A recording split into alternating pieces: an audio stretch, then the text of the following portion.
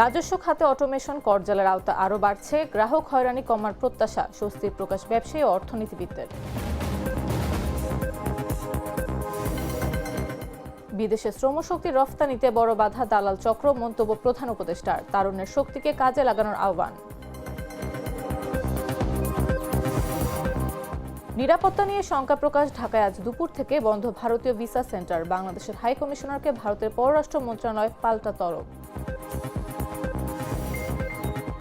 কম্বোডিয়ার কাছ থেকে যুদ্ধবিরতির ঘোষণা চায় থাইল্যান্ড। সংঘাত অব্যাহত, আরও 5 দেশের ওপর ট্রাম্পের ভ্রমণ নিষেধাজ্ঞা। এবং মেসির অনুষ্ঠানে বিশৃঙ্খলা, পশ্চিমবঙ্গে ক্রীড়া মন্ত্রীর পদত্যাগ, পুলিশের ডিজি কমিশনারকে শোকজ।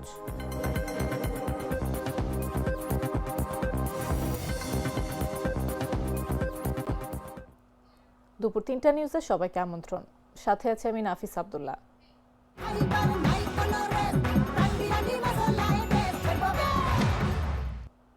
জাতীয় রাজস্ব বোর্ড অনলাইনে রিটার্ন বাধ্যতামূলক করা ও ভ্যাট রিফান্ড মডিউল চালু সহ একাধিক ডিজিটাল উদ্যোগ গ্রহণের মাধ্যমে রাজস্ব ব্যবস্থায় বহুল প্রতীক্ষিত অটোমেশন শুরু করেছে।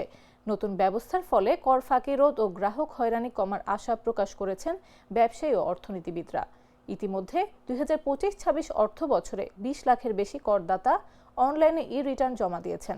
সাইফুল হক মিঠুর পাঠানো তথ্যচিত্রে বিস্তারিত জাগো ডেস্ক রিপোর্টে। অনলাইনে রিটার্ন প্রদান বাধ্যতামূলক করা, অনলাইন ভ্যাট রিফান্ড মডিউল চালু সহ বিভিন্ন উদ্যোগ নেওয়ার রাজস্ব ব্যবস্থাপনায় বহুল প্রতীক্ষিত অটোমেশন শুরু হয়েছে। এতে স্বস্তির কথা জানিয়েছেন ব্যবসায়ী ও অর্থনীতিবিদরা। জাতীয় রাজস্ব বোর্ড জানিয়েছে, ভ্যাট ও শুল্ক খাতে আরও বেশি ডিজিটাল করার উদ্যোগ নেওয়া হয়েছে।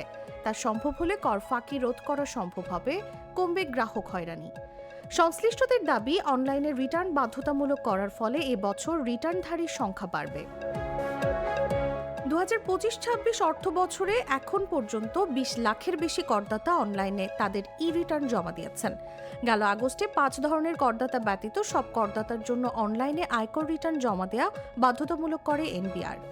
দেশে বর্তমানে 1,12,00,000-এর মতো কর শনাক্তকরণ নম্বরধারী আছেন। তাদের মধ্যে প্রতি বছর মাত্র 40 লাখ টিআইএনধারী রিটার্ন দাখিল করেন। গত বছর নির্দিষ্ট এলাকার অধিক ক্ষেত্রের ব্যক্তি করদাতা, সারা দেশে ব্যাংকে কর্মরত কর্মকর্তা কর্মচারী এবং কয়েকটি বহুজাতিক কোম্পানির কর্মকর্তা কর্মচারীর জন্য অনলাইনে রিটার্ন দাখিল বাধ্যতামূলক করা হয়। সেই সময় 17 লাখের বেশি করদাতা অনলাইনে রিটার্ন দাখিল করেছিলেন। এদিকে করজাল সম্প্রসারণ ও রাজস্ব আদায় বাড়াতে নতুন 12টি কমিশনারেট, কাস্টমস হাউস ও বিশেষায়িত ইউনিট করার সিদ্ধান্ত নিয়েছে এনবিআর। এসবের আওতায় এনবিআর এর কাস্টমস ও ভ্যাট অনুবিভাগে মোট 3,597টি নতুন পদ সৃজন করা হয়েছে। এ বিষয়ে নাম প্রকাশে অনিচ্ছুক এনবিআর এর ঊর্ধ্বতন এক কর্মকর্তা বলেন, এই পুনর্গঠনের মাধ্যমে পরোক্ষ কর আহরণের প্রাতিষ্ঠানিক সক্ষমতা বাড়বে। দেশের কর জিডিপি অনুপাত বৃদ্ধি, বিনিয়োগ সম্প্রসারণ ও অর্থনৈতিক প্রবৃদ্ধি ত্বরান্বিত হবে। এনবিআর সংশ্লিষ্টরা জানিয়েছেন, ভ্যাট অটোমেশনের মাধ্যমে আগামী বছর 1 লাখ ব্যবসা প্রতিষ্ঠানকে ভ্যাটের আওতায় আনা হবে। পাশাপাশি আগামীতে ভ্যাট নিবন্ধন ছাড়া ব্যবসা ও সেবা প্রতিষ্ঠান চালানো সম্ভব হবে না। সেক্ষেত্রে নতুন নতুন পদক্ষেপ নেওয়ার কথা ভাবছে। সেই হিসেবে ভ্যাটের আওতা আরও বিস্তৃত করা হবে। অটোমেশনের উদ্যোগকে স্বাগত জানিয়ে ব্যবসায়ীরা বলছেন, অটোমেশন ছাড়া দুর্নীতি কমবে না। বনসহ সব প্রক্রিয়া দ্রুত অটোমেশনে যাওয়ার প্রত্যাশা তাদের। নিউজ ডেস্ক, জাগো নিউজ। রাজস্ব খাতে অটোমেশনের চ্যালেঞ্জ ও সম্ভাবনা নিয়ে আলোচনার জন্য আমাদের সঙ্গে স্টুডিওতে উপস্থিত আছেন জাগো নিউজের চিফ রিপোর্টার ইব্রাহিম হোসেন অভি। অভি, স্বাগত। আপনাকে ধন্যবাদ। প্রতিবেদনটিতে যেমনটি দেখছিলাম, সম্প্রতি রাজস্ব ব্যবস্থাপনায় অটোমেশন প্রক্রিয়া শুরু হয়েছে। এই প্রক্রিয়াটা আসলে কি এবং এর বাস্তবায়ন কি আদৌ সম্ভব? ধন্যবাদ। এটা দীর্ঘদিনেরই একটা দাবি ছিল সাধারণ মানুষ সহ ব্যবসায়ীদের, যে আসলে যে আমাদের রাজস্ব পদ্ধতিটা রয়েছে সেটার একটা আধুনিকীকরণ এবং এটাকে কিভাবে অটোমেটেড করা যায় যাতে মানুষের সময় বাঁচে এবং সহজ হয়। আপনি যদি দেখেন যে পৃথিবীর অন্যান্য দেশের সাথে যদি আমরা প্রতিযোগিতায় টিকে থাকতে চাই, তো প্রযুক্তি এখানে একটা বড় বিষয় হয়ে দাঁড়িয়েছে। যদি প্রযুক্তির কল্যাণে যে এই জিনিসগুলো আমাদের কর্ম প্রসেসকে সহজ করার জন্য আবিষ্কৃত হয়েছে সেটা যদি আমরা ব্যবহার না করি, আমাদের প্রতিযোগী দেশগুলো বা আমরা যাদের সাথে ব্যবসা বাণিজ্যে জড়িত তারা সবাই করে ফেলেছে এবং এর ফলে আমরা পিছিয়ে গেছি। তো সেই পিছিয়ে যাওয়ার যে না থাকা, সেই জায়গার থেকে উত্তরণের জন্য অবশেষে এসে আমরা দেখলাম যে গত যে অর্থ বছরে এবং এই বছরের শুরুতে এটাকে চালু করেছে এবং স্বয়ংক্রিয়ভাবে একজন করদাতা যিনি সরকারকে কর দিচ্ছেন সেই করটা সে চাইলেই তার ঘরে বসে নিজে পূরণ করতে পারে এবং পূরণ করে সে তার ফাইলিংটা ওকে করতে পারে। এটা আসলে করার দীর্ঘদিন দাবি থাকলেও হচ্ছিল না কেন সেটা আমরা বিভিন্নভাবে বিভিন্ন কথা শুনি, কিন্তু যেহেতু বিষয়টা শুরু হয়েছে সো এটাকে অবশ্যই একটা স্বাগত জানানোর বিষয়। আপনি দেখবেন যেটা হলো যে আমাদের দেশে প্রায় 1,40,12 লাখের মতো রিটার্ন মানে টিনধারী আছে, যার মধ্য থেকে 20 লাখের মতো লোক আসলে জমা দেয়। তাহলে এখানে দেখবেন প্রায় 60 to 65% কিন্তু টিন আছে কিন্তু তারা জমা দিচ্ছে না। অন্যদিকে আপনি যদি দেখেন যে এই 40 লাখের মধ্যে 20 লাখের মতো লোক জমা দিয়েছে, তার মানে কি আমরা এখনো 50%-এর মতো যারা জমা দানকারী তারা এই প্রসেসের মধ্যে অন্তর্ভুক্ত হয়েছে। এখন এটা যদি আমরা পূর্ণাঙ্গ রূপে চালু করতে চাই তাহলে এখানে প্রথম পর্যায়ে যে ধরনের এরর দেখা গেছে বা যে ধরনের সমস্যাগুলো মানুষের কাছে আবির্ভূত হয়েছে সেগুলোকে দূরীকরণে প্লাস এই পদ্ধতিটাকে আরও সহজীকরণ কিভাবে করা যায় সেই দিকে গুরুত্ব দিতে হবে। কারণ এটার মূল লক্ষ্য হয়েছে যে মানুষকে কত সহজে বা কত অল্প সময়ে ট্যাক্সটা সে তার রিটার্ন সাবমিশন করতে পারে। সো এটা অবশ্যই একটা বেনিফিট নিয়ে আসবে সরকারের জন্য এবং যারা দিচ্ছে তাদের জন্য। আচ্ছা, রাজস্ব ব্যবস্থাপনার সক্রিয়করণের উপকারিতাগুলো কি কি? এর করনেট কিভাবে এর ফলে বৃদ্ধি করা যায় এবং বাংলাদেশে কেন কর জিডিপি অনুপাত বৃদ্ধি করা প্রয়োজন? জি, এখানে দেখেন 2-3টে প্রশ্ন রয়ে গেছে। একটা হলো যে আসলে এর উপকারিতা কি, সরকারের মেইন উদ্দেশ্য কি, যে তার যে রাজস্ব আহরণ সেটা কিভাবে বাড়ানো যায়। তো রাজস্ব আহরণ বাড়াইতে গেলে আমাদেরকে সর্বপ্রথমে যে কাজটা করতে হবে যে আমরা যাতে কারা আসলে ট্যাক্সেবল ইনকাম আছে কাদের তাদেরকে আইডেন্টিফাই করা এবং তাদেরকে এই যে কর জাল যেটাকে বলা হয় ট্যাক্স নেটের অধীনে আনা। তো এখানে যদি অটোমেটেড করি আমরা তাহলে অতীতে যে জিনিসটা দেখা গেছে যে আপনার ধরেন একটা লোক দেওয়ার পরে তাকে পুরো ট্রেস করা বা কতগুলো পড়ছে সেই জিনিসটা যদি আপনি ম্যানুয়াল পদ্ধতিতে দেখেন, ম্যানুয়াল পদ্ধতিতে কি হয় আপনার সব ফাইল ঘেটে তারপরে আপনি বছর শেষে যাই বের করছেন যে আমাকে 20 লাখ লোক এবছরে তাদের রিটার্ন সাবমিট করছে। কিন্তু আমরা যদি অটোমেটেড পদ্ধতিতে এটাকে দেখি তাহলে দেখতে পাবো রিয়েল টাইম ডাটা শো করে যে কতজন লোক এই পর্যন্ত দিল, কত টাকা আসলো, আমাকে আর কতটা আয় করার সুযোগ আছে, এই জিনিসগুলো কিন্তু অবশ্যই পায়। অন্যদিকে যদি উপকারিতার কথা বা সুবিধার কথা বলি, আমরা যারা ট্যাক্স পেয়ার তিনি কিন্তু আসলে আমাদের দেশে আমরা যে রিপোর্টার হিসেবে কাজ করে বা আমরা নিজেরাও ব্যক্তিগত করদাতা, তো সেই ক্ষেত্রে আমরা যেটা দেখছি যে এই পদ্ধতিটার যে এক ধরনের দীর্ঘসূচিতা একটু জটিল, যার কারণে অনেকেই আসলে ট্যাক্স দিতে আগ্রহী হন না, একজন আইনজীবীর কাছে যেতে হয় বা কারো সহায়তার মাধ্যমে করতে হয়। কিন্তু বর্তমান যেই পদ্ধতিটা চালু হয়েছে এখানে কিন্তু যদি ট্রেনিং বা কিছু সচেতনতামূলক কার্যক্রম পরিচালনার মাধ্যমে যেই টিউটোরিয়ালগুলো শো করা হয় তার মধ্যে একজন শিক্ষিত বা মোটামুটি ভালো লোক যারা একটু সচেতন আইটি ব্যবহার বুঝে বা সিস্টেমগুলো তারা ট্যাক্সটা নিজেই সাবমিট করতে পারে। তো ফলে যেটা হলো যে উভয় পক্ষই কিন্তু এখান থেকে লাভবান হচ্ছে, এটা একটা জিনিস। আর আপনি যে জিনিসটা বললেন যে ট্যাক্স টু জিডিপি রেশিও বাড়ানো কেন দরকার বা কিভাবে বাড়ানো যায়, দেখেন আমাদের যে সরকার যে রাজস্বটা আমাদের কাছ থেকে নেয় সেটা তো সে নিজে নিয়ে এমন না যে জমা করে রেখে দেয়, এটা তো আমাদের কল্যাণে ব্যবহার করা হয়। সো এইখানে যদি এই ট্যাক্স টু জিডিপি যেটা বললেন এটার রেশিও আমরা যদি দেখি আমাদের দেশে ওইসিডির একটা রিপোর্ট সাম্প্রতিক সময়ের যেটা রিসেন্ট লাস্ট যেটা আছে সেখানে দেখা গেছে যে বাংলাদেশের ট্যাক্স টু জিডিপি হয়েছে 7.2% 23 অর্থ বছরে এবং 24 অর্থ বছরে সেটা 7.38%।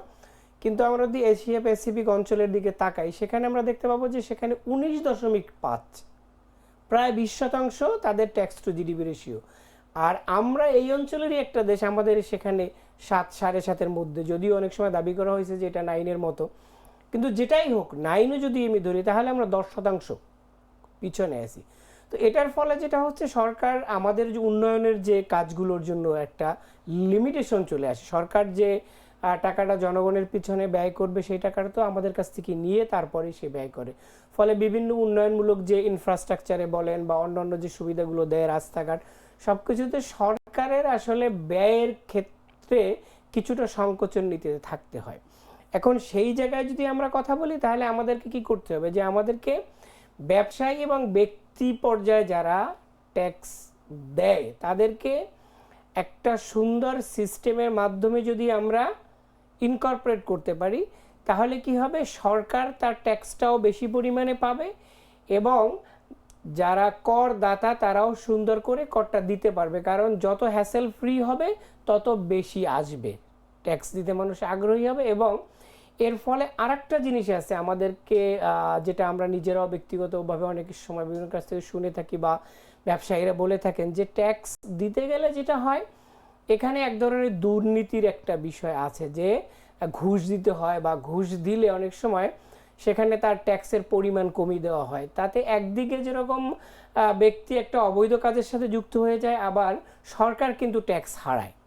সো এই যে একটা নেক্সাস, ডেভিল নেক্সাস যদি আমরা বলি, সেই নেক্সাসটা যদি ভেঙে দিতে হয়, তাহলে আমরা কিন্তু খুব সহজেই ট্রান্সপারেন্সি অ্যান্ড অ্যাকুরেসির ক্ষেত্রে যদি অটোমেটেড হয়, আপনার সাথে আমার সাথে তো কোনো কথাই হচ্ছে না, মানে দাতা এবং গৃহীতা, সো ওই জায়গাটাতে যে দুর্নীতি বা হ্যাসেল যেটা বলা হয় সেটা কমে আসবে। ফলে ট্যাক্সের পরিমাণটাও বাড়বে, আর বাড়ার ফলাফলটা কিন্তু ট্যাক্স টু জিডিপি যেটা বলা হয় সেটাতে অবশ্যই আসবে। এই জায়গাগুলো যদি আমরা দেখি, তাহলে আমি বলবো যে এখানে অবশ্যই এই পদ্ধতিটাকে আরও ওয়াইডার স্পেসে কিভাবে ব্যবহার করা যায়।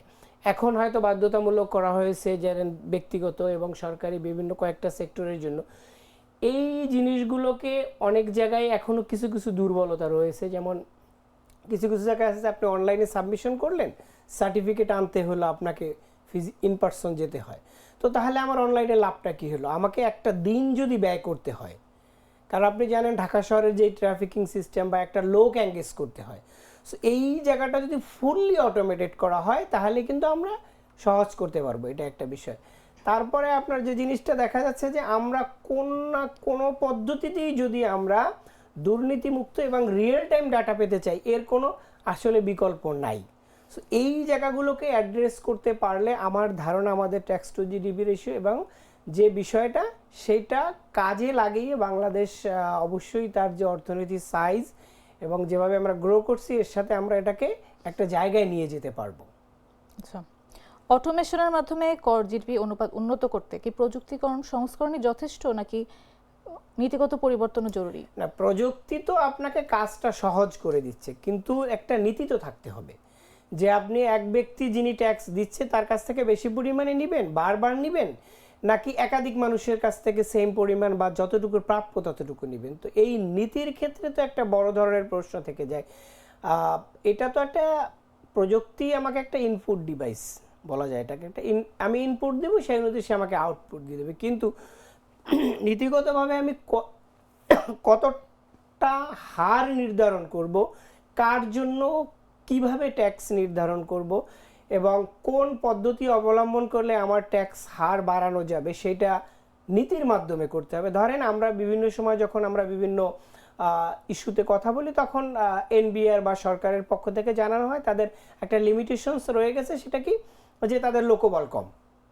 সো তারা লোকবল কম হওয়ার ফলে তারা যেটা করে, যে তারা যতগুলো লোক দরকার না থাকার পরে তাদের এই নেটটা বাড়াতে পারতেছে না। কিন্তু আমার প্রশ্নটা হলো, যে আপনি সারা দেশে ছড়িয়ে ছিটিয়ে থাকা ব্যক্তিদের করের অধীনে আনতে চান, তো সেখানে আপনার লোকবল কম আছে, ওকে, আপনি একটা টার্গেট সেট করেন যে 2025-26 অর্থ বছরে আমরা শুধুমাত্র ঢাকা শহরকে করব। আপনার ম্যান পাওয়ারের একটা বড় অংশ ঢাকা শহরের জন্য আপনি এঙ্গেজ করেন। দেন ঢাকা শহর হয়ে গেল, 2 বছরে আমি ঢাকা শহর কমপ্লিট করে ফেললাম যারা ট্যাক্সেবল ইনকাম আছে। দেন আপনি একটা বিভাগীয় শহর টার্গেট করেন। তারপরে আপনি জেলা সদর টার্গেট করেন, তারপরে থানা সদর টার্গেট করেন। সেটা না করে আমরা কি করতেছি, প্রতি বছরই একই ধরনের লেম এক্সকিউজ দিয়ে যাচ্ছি যে আমাদের জনবল কম তো এইটা আপনারা টার্গেট সেট করতে হবে। এই যে নীতিগত যে বিষয়গুলো, এইটা আমি বলবো যে আমাদের শুধু অটোমেশন দিয়ে কিন্তু কখনোই সম্ভব হবে না। কারণ আপনার নীতি থাকতে হবে যে আমি ট্যাক্স এক্সেমশন কাকে দিব, কতটুকু পরিমাণে দিব, কত বছরের জন্য দিব। আমি যাকে ট্যাক্স এক্সেমশন দিচ্ছি, অব্যাহতি দিচ্ছি, সেইটা আমার অর্থনীতিতে কি কন্ট্রিবিউট করছে, সে কি আমাকে এমপ্লয়মেন্ট জেনারেশন সুযোগ তৈরি করার ক্ষেত্রে কাজে লাগাতে পারছে নাকি পারছে না, আমি কাকে দিব, সেটা তো আপনাকে নীতি দিয়ে ঠিক করতে হবে। এখন সেই নীতিটা যদি ঠিক না হয় সেটা হবে না। যেমন মাঝখানে যেটা হলো আমাদের যে বড় একটা সংস্কারের মধ্য দিয়ে রাজস্ব বোর্ডকে দুটো ভাগে আলাদা করা হলো এবং এদের এক্সিকিউশন কালেকশন সব কিছু আলাদা আলাদা। এর ফলে বলা হচ্ছে যে এখন আসলে হ্যাসেল ফ্রি হবে কিছুটা, এবং কিছুটা যে একটা আমাদের ব্যুরোক্রেটিক যে একটা রেড টেপ বলা হয় সেটাও হয়তো কিছুটা সহজ হবে। তো আমি দিন শেষে বলবো যেটা সরকারের উচিত হবে যে আপনার প্রযুক্তিকে সহজীকরণের ক্ষেত্রে ব্যবহার করা, এবং হিউম্যান টাচ যত কম থাকবে দুর্নীতি তত কম হওয়ার সুযোগ থাকবে এটা। আর নীতিগুলো নেওয়ার ক্ষেত্রে আমি মনে করি যে প্রত্যেকটা উইং যারা কাজ করে তাদেরকে একটা অ্যাসেস করতে হবে যে আমি যদি এই বছরে এই ইন্ডাস্ট্রিকে 10% ট্যাক্স বাড়িয়ে দেয় তাহলে এর ইম্প্যাক্টটা কী হবে ইন্ডাস্ট্রির প্রতি, আবার অন্যদিকে আমার ট্যাক্স আহরণের ক্ষেত্রে কতটা বাড়তে পারে। সো সেইগুলা পর্যায়ক্রমে অ্যাসেস করে এবং একটা যুগোপযোগী অন্যান্য দেশের সাথে আমাদেরকে কম্পিট করতে হয়। ধরেন আমাদের এক্সপোর্ট ওরিয়েন্টেড ইন্ডাস্ট্রি আছে, ইম্পোর্ট নির্ভরতা আছে। তো আপনি যদি আমি আমার পার্শ্ববর্তী দেশ বা আমার যারা বিভিন্ন সেক্টরে আমার সাথে জড়িত আছে অন্যান্য দেশ, তাদের তুলনামূলক হারের চেয়ে যদি আমার হার বেশি হয়ে যায় তাহলে কিন্তু আমি প্রতিযোগিতায় টিকে থাকতে পারবো না। তো সেই ক্ষেত্রে আমাকে অবশ্যই একটা কম্পারেটিভ অ্যানালিসিস করতে হবে, এবং ট্যাক্স বাড়ানো অথবা কমানো কিংবা এক্সেম্ট করার ক্ষেত্রে এর ইম্প্যাক্টটা কি হয় সেটাকে ধরে পলিসি সেট করতে হবে, এবং এই পলিসি বাস্তবায়নে আমাদেরকে প্রযুক্তির সহায়তা নিতে হবে যাতে করে আমরা রিয়েল টাইম ডাটা পাই, সিদ্ধান্ত নিতে পারে, আমাদের অ্যাকুরেসি বাড়ে, এবং যাতে আমাদের ট্রান্সপারেন্সি বাড়ে, অ্যাকাউন্টেবিলিটি বাড়ে সেইটা। এবং এর পাশে আমি আর একটা কথা বলবো, শুধুমাত্র যদি আমরা ট্যাক্স নেট বাড়াতে চাই, শুধু এনবিআর এর কার্যক্রমকে যদি আমরা অটোমেটেড করি তাতে হবে না। আমাদের যে জিনিসগুলো দরকার অন্য অন্য সেক্টর, যে ব্যাংকিং সেক্টর আছে বা অন্য সব কিছু যদি আমরা অটোমেটেড করতে পারি তাহলে ফাঁকি দেওয়ার যে একটা ট্রেন্ড বা সুযোগ রয়েছে সেগুলো আমার ধারণা ইন্টিগ্রেটেড ওয়েতে করলে বাংলাদেশ ব্যাংক থেকে যদি ধরতে পারে যে এই লোকটা দেখিয়ে দেয় যে সে ট্যাক্সেবল ইনকাম, সেটা যদি আপনি ইনকর্পোরেট বা একত্র করে দেন এনবিআর এর সাথে, তাহলে এনবিআর দুটো মিলে ধরতে পারছে যে কে আসলে ট্যাক্সেবল ইনকাম বা তার টোটাল বছরে একটা ব্যবসায়ী কত টাকা ট্যাক্স দেওয়ার কথা, কতটা দিচ্ছে। সো এটা একটা সামগ্রিকভাবে করতে হবে, এবং কম্প্রিহেন্সিভ ওয়ে যদি করা হয় আমি মনে করি ট্যাক্স টু জিডিপি যা আছে এটা খুব শীঘ্রই আমাদের আরও উন্নত হবে। ধন্যবাদ অভি আমাদের সঙ্গে আলোচনায় উপস্থিত থাকার জন্য। ধন্যবাদ। দর্শক, কথা বলছিলাম জাগো নিউজের চিফ রিপোর্টার ইব্রাহিম হোসেন অভির সঙ্গে। এবারে চলে যাচ্ছি অন্যান্য সংবাদে। বিদেশে শ্রমশক্তি রফতানির ক্ষেত্রে বড় বাধা দালাল চক্র বলে মন্তব্য করেছেন প্রধান উপদেষ্টা ডক্টর মোহাম্মদ ইউনূস। বলেন, শ্রমশক্তি রফতানির পুরোটাই দালাল বেষ্টিত। পদে পদে দালালদের প্রতারণার জন্য মানুষ ক্ষতিগ্রস্ত হচ্ছে। বুধবার সকালে রাজধানীর ওসমানী স্মৃতি মিলনায়তনে আন্তর্জাতিক অভিবাসী ও প্রবাসী দিবস উপলক্ষে আয়োজিত অনুষ্ঠানে প্রধান অতিথির বক্তব্যে এ মন্তব্য করেন তিনি। শ্রমশক্তি রফতানি খাতকে দালাল মুক্ত করতে না পারলে উন্নতি সম্ভব না বলেও মন্তব্য করেন প্রধান উপদেষ্টা। এ সময় তারুণ্যকে সোনার চেয়েও দামি উল্লেখ করে তারুণের শক্তিকে কাজে লাগানোর আহ্বান জানান তিনি। পুরা মালয়েশিয়ান সরকার আমাদের পেছনে চেষ্টা করলো যে ওদেরকে পাঠানো হোক। সংখ্যা ঠিক হলো, এটা 17,000 হবে না, আরো কম হবে, 12,000 বা এরকম কিছু হবে। কেউ পরিষ্কার সংখ্যাটাও বলতে পারছিল না। তো সেটা উদ্ঘাটন, সেটা হলো বহু লম্বা চড়া ইতিহাসটা, কিন্তু শেষ পর্যন্ত হলো। এটা করতে গিয়ে দেখা গেল এর দালালি, সিন্ডিকেট, কে কার টাকা মেরেছে, আসলে ঘটনা অত পরিষ্কার না। পুরো জগৎটাই হলো দালাল বেষ্টিত জগৎ। আসল খবর কার কাছে বোঝা মুশকিল, কে কার থেকে কি কারণে টাকা নিচ্ছে বোঝা মুশকিল। সরকার অনেক দূরে এটার থেকে, ভেতরে ঢোকার ক্ষমতা সরকারের নাই, এখনো হয়নি, আশা করি একদিন হবে। এই হলো মানুষ যারা বিদেশ যেতে চাচ্ছে তাদের কপাল। চলমান নিরাপত্তা পরিস্থিতির প্রেক্ষিতে ঢাকার যমুনা ফিউচার পার্কে ইন্ডিয়ান ভিসা অ্যাপ্লিকেশন সেন্টার আজ দুপুর 2টা থেকে বন্ধ থাকবে। বুধবার আইভেক বাংলাদেশের ওয়েবসাইটে এই সংক্রান্ত একটি বিজ্ঞপ্তি প্রকাশ করা হয়েছে। বিজ্ঞপ্তিতে বলা হয়, আজ যেসব আবেদনকারীর জমা দেওয়ার জন্য নির্ধারিত অ্যাপয়েন্টমেন্ট ছিল তাদেরকে পরবর্তীতে নতুন একটি তারিখে অ্যাপয়েন্টমেন্ট দেওয়া হবে। এর আগে বাংলাদেশে অবস্থানরত যুক্তরাষ্ট্রের নাগরিকদের চলাফেরায় গেল সোমবার নিরাপত্তা সতর্কতা জারি করে ঢাকায় মার্কিন দূতাবাস। আগামী দিনগুলোতে রাজনৈতিক সমাবেশ ও বিক্ষোভ বাড়তে পারে উল্লেখ করে বাংলাদেশে অবস্থানরত দেশটির নাগরিকদের জনসমাগম ও বিক্ষোভ এড়িয়ে চলার পরামর্শ দেওয়া হয়। এর 2 দিনের মাথায় নিরাপত্তার শঙ্কার কথা প্রকাশ করে আইভেক বন্ধের ঘোষণা এলো।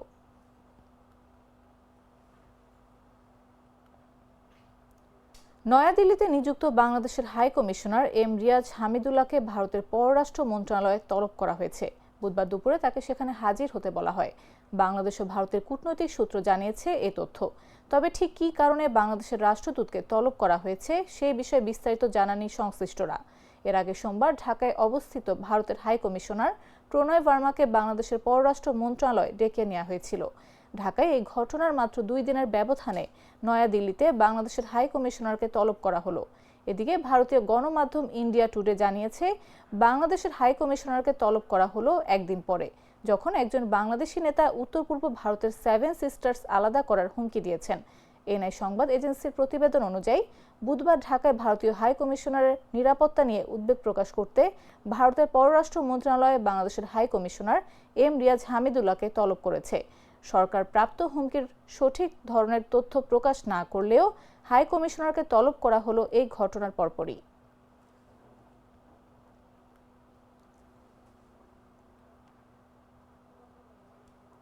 ত্রয়োদশ জাতীয় সংসদ নির্বাচনে বিভিন্ন দেশ থেকে ভোট দেওয়ার জন্য পোস্টাল ভোট বিডি অ্যাপে নিবন্ধন করেছেন 4,59,197 জন প্রবাসী। এর মধ্যে পুরুষ 4,30,816 জন ও নারী 28,379 জন ভোটার রয়েছেন। বুধবার বেলা 12:30 পর্যন্ত ইসির পোস্টাল ব্যালটের ওয়েবসাইট থেকে বিষয়টি জানা গেছে। এছাড়া পোস্টাল ভোট বিডি অ্যাপে দেশের মধ্য থেকে নিবন্ধন করেছেন 44,034 জন। এর মধ্যে সরকারি চাকরিজীবী 44,369 জন এবং নির্বাচনী দায়িত্বপ্রাপ্ত 59 জন। এবারই প্রথমবারের মতো আইটি সাপোর্টেড পোস্টাল ব্যালটে ভোট নেবে নির্বাচন কমিশন। এক্ষেত্রে প্রবাসী আইনি হেফাজতে থাকা ব্যক্তি, ভোটের দায়িত্বে নিয়োজিতরা এ ব্যবস্থায় ভোট দিতে পারবেন। এর জন্য অ্যাপে নিবন্ধন করতে হবে তাদের। গেল 19 নভেম্বর থেকে নিবন্ধন শুরু হয়েছে, যা চলবে 25 ডিসেম্বর পর্যন্ত।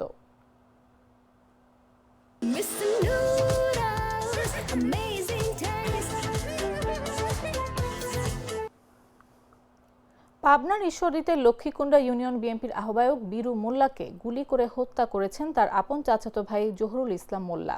বুধবার সকাল 9:30টার দিকে উপজেলার লক্ষ্মীকুণ্ডা ইউনিয়নের কামালপুর গ্রামে এ ঘটনা ঘটে। স্থানীয় বাসিন্দারা জানান, পদ্মার চরের জমিতে মাটি কাটাকে কেন্দ্র করে লক্ষ্মীকুণ্ডা বিএনপির আহ্বায়ক বীরু মোল্লা ও তার আপন চাচাতো ভাই জহুরুল ইসলাম মোল্লার বিরোধ চলে আসছিল। বুধবার সকাল 9:30টার দিকে বীরু মোল্লা জহুরুল ইসলাম মোল্লার বাড়িতে গিয়ে এই বিষয়ে কথা বলার সময় দুজনের মধ্যে হাতাহাতি হয়। এক পর্যায়ে জহুরুল ইসলাম মোল্লা বীরু মোল্লাকে গুলি করেন। গুলিবিদ্ধ বীরু মোল্লাকে ঈশ্বরদী উপজেলা স্বাস্থ্য কমপ্লেক্সে নিয়ে গেলে কর্তব্যরত চিকিৎসক তাকে মৃত ঘোষণা করেন। ঈশ্বরদী থানার ভারপ্রাপ্ত কর্মকর্তা মমিনুজ্জামান হত্যাকাণ্ডের বিষয়টি নিশ্চিত করে জানান, পুলিশ ঘটনাস্থলে রয়েছে ও তদন্ত কাজ চলমান রয়েছে।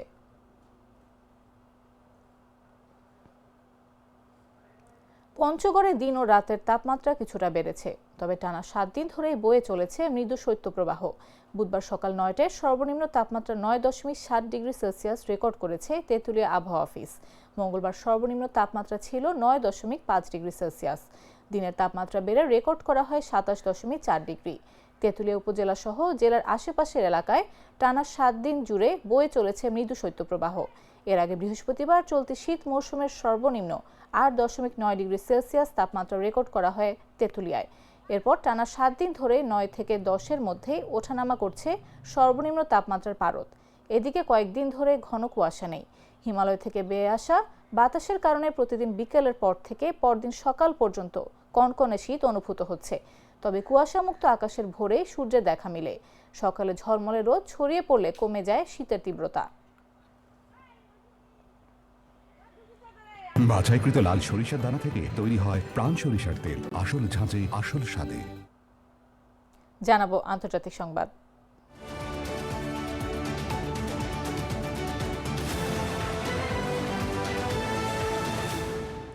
চলমান সীমান্ত সংঘাত থামাতে কম্বোডিয়ার কাছ থেকে একতরফা যুদ্ধবিরতি ঘোষণার দাবি জানিয়েছে থাইল্যান্ড। থাই পররাষ্ট্র মন্ত্রণালয়ের মুখপাত্র মারাতি নালিতা আন্দামো মঙ্গলবার ব্যাংককে এক ব্রিফিংয়ে বলেন, থাই ভূখণ্ডে আগ্রাসন চালানো পক্ষ হিসেবে কম্বোডিয়াকে প্রথমে যুদ্ধবিরতির ঘোষণা দিতে হবে। ব্রিফিংয়ে মারাতি নালিতা আন্দামো আরও বলেন, সীমান্তবর্তী এলাকায় স্থল মাইন পরিষ্কারের উদ্যোগে কম্বোডিয়াকে আন্তরিকভাবে সহযোগিতা করতে হবে। তবে এ বিষয়ে কম্বোডিয়ার পক্ষ থেকে তাৎক্ষণিক কোনো প্রতিক্রিয়া পাওয়া যায়নি। দুই দেশই পরস্পরের বিরুদ্ধে সংঘাত শুরুর অভিযোগ তুলে নিজেদের আত্মরক্ষার কথা বলছে এবং বেসামরিক নাগরিকদের উপর হামলার দায় অন্য পক্ষের উপর চাপাচ্ছে। থাইল্যান্ডের প্রধানমন্ত্রী আনুতিন চার্নভিরাকুল মঙ্গলবার সাংবাদিকদের বলেছেন, যুদ্ধবিরতির জন্য কোনো আন্তর্জাতিক চাপ নেই। তবে ডোনাল্ড ট্রাম্প বাণিজ্য শুল্কের হুমকি দিয়ে থাইল্যান্ডকে সংঘাত বন্ধে চাপ দিচ্ছেন কিনা এ প্রশ্নের জবাব দিতে অস্বীকৃতি জানান তিনি।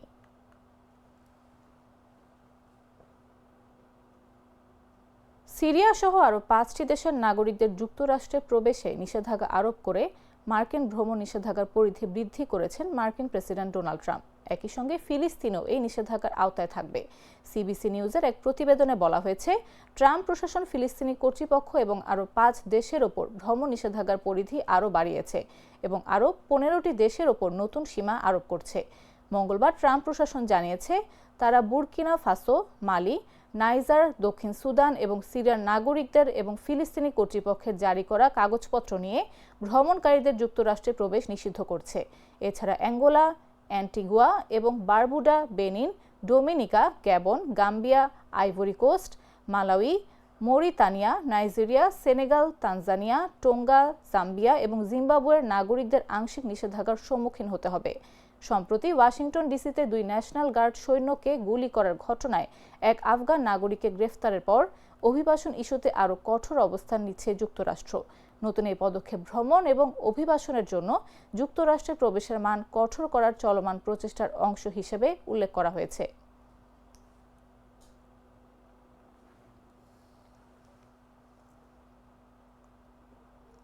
এবারে খেলার খবর।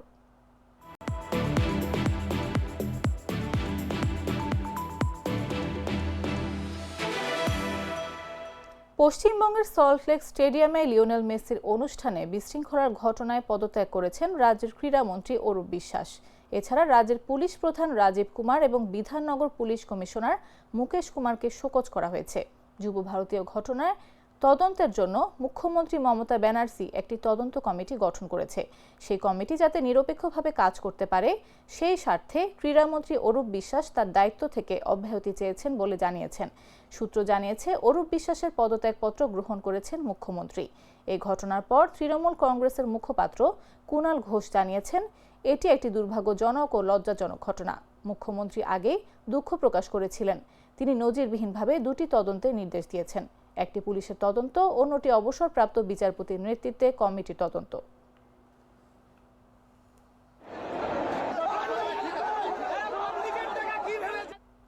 সংবাদ শেষ করার আগে শিরোনামগুলো জানিয়ে দিচ্ছি আরও একবার।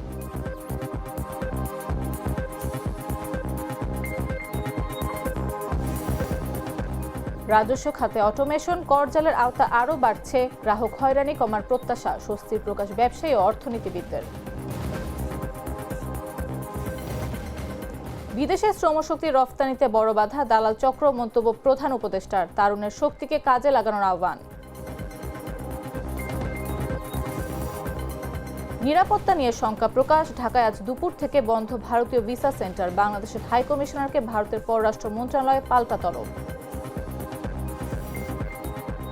কম্বোডিয়ার কাছ থেকে যুদ্ধবিরতির ঘোষণা চায় থাইল্যান্ড, সংঘাত অব্যাহত, আরও 5 দেশের ওপর ট্রাম্পের ভ্রমণ নিষেধাজ্ঞা। এবং মেসির অনুষ্ঠানে বিশৃঙ্খলা, পশ্চিমবঙ্গের ক্রীড়ামন্ত্রী পদত্যাগ, পুলিশের ডিজি কমিশনারকে শোকজ।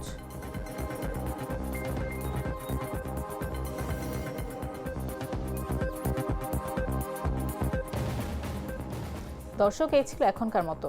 প্রতি মুহূর্তে সর্বশেষ খবর পেতে ভিজিট করুন jagonews24.com, ফলো করুন আমাদের ভেরিফাইড ফেসবুক পেজ এবং সাবস্ক্রাইব করুন জাগো নিউজের ইউটিউব চ্যানেল। এতক্ষণ সাথে থাকার জন্য ধন্যবাদ সবাইকে।